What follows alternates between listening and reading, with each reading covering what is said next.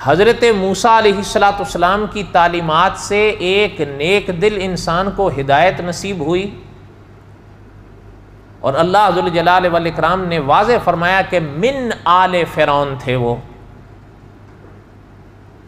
اب آپ اگر غور فرمائیں، ہم جو ہے وہ کہیں اختصار کہیں تفصیل کے ساتھ ان کی تقریر پڑھ رہے ہیں۔ قرآن پاک میں ان کی تقریر کو اللہ ذو الجلال والاکرام نے کتنی تفصیل کے ساتھ بیان فرمایا ہے،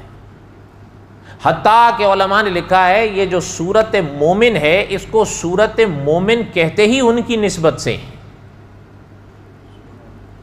اب جب بھی قرآن پڑھا جائے گا ان کی تقریر پڑھی جائے گی،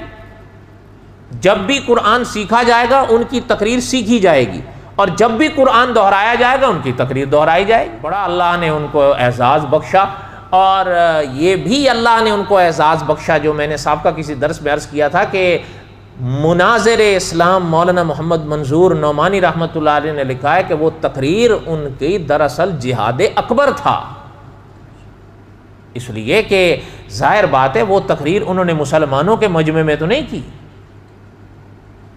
وہ تقریر تو انہوں نے فرعون کے دربار میں کی ہے، اور یہ بھی نہیں کہ اس کی غیر موجودگی میں، بلکہ وہ سامنے موجود تھا،